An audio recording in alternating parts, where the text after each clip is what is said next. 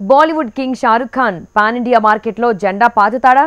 ఇప్పటి వరకు సౌత్ హీరోలకే ఇది సాధ్యమైంది. హిందీలో అమీర్ నుంచి సల్మాన్ వరకు, హృతిక్ నుంచి రణబీర్ వరకు అంతా ట్రై చేశారు, కానీ సక్సెస్ కాలేకపోయారు. ఇప్పుడు జవాన్తో షారుఖ్ పంతొచ్చింది. మరి మిగతా ఖాన్స్ అండ్ కపూర్స్కి సాధ్యం కాంది ఈ బాలీవుడ్ కింగ్కి సాధ్యం అవుతుందా? Take a look. Bollywood star Shahrukh Jawan మూవీతో పాన్ ఇండియా లెవెల్లో దండెత్తుతున్నాడు. వచ్చే వారం బాక్స్ ఆఫీస్ మీద దాడికి రెడీ అయ్యాడు. హిందీతో పాటు సౌత్ మార్కెట్ మీద కూడా కన్నేశాడు. సౌత్ మార్కెట్ లో పాగా వేసేందుకు ఇప్పటి వరకు చాలా మంది స్టార్లు ట్రై చేశారు, కానీ వారి వల్ల కాంది షారూక్ వల్ల అవుతుందా?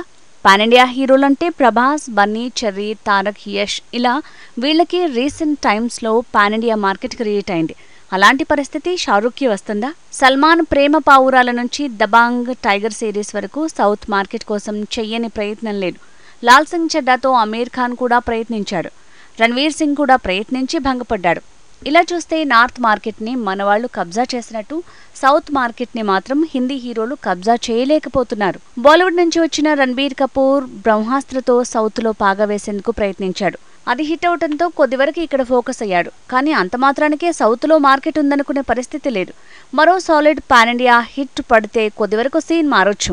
యానిమల్తో అది సాధ్యమా అనేది చెప్పాలంటే డిసెంబర్ వరకు వెయిట్ చేయాల్సిందే. ఏదేమైనా సౌత్ ఇండియా హిట్ అనేది బాలీవుడ్ హీరోలకు అందని ద్రాక్షలా మారింది. అందుకే మొత్తం సౌత్ ఇండియన్స్నే పెట్టి హిందీలో జవాన్ మూవీ తీశాడు షారుఖ్. నయనతార, ప్రియమణితో పాటు విలన్గా విజయ్ సేతుపతి, దర్శకుడు ఆట్లీ, సంగీత దర్శకుడు అనిరుద్ధ్ ఇలా అంతా తమిళమయమే. కేవలం హీరో మాత్రమే హిందీ నుంచి. సో ఇలా అయినా సౌత్లో షారుఖ్ పాగా వేస్తాడో లేదో చూడాలి.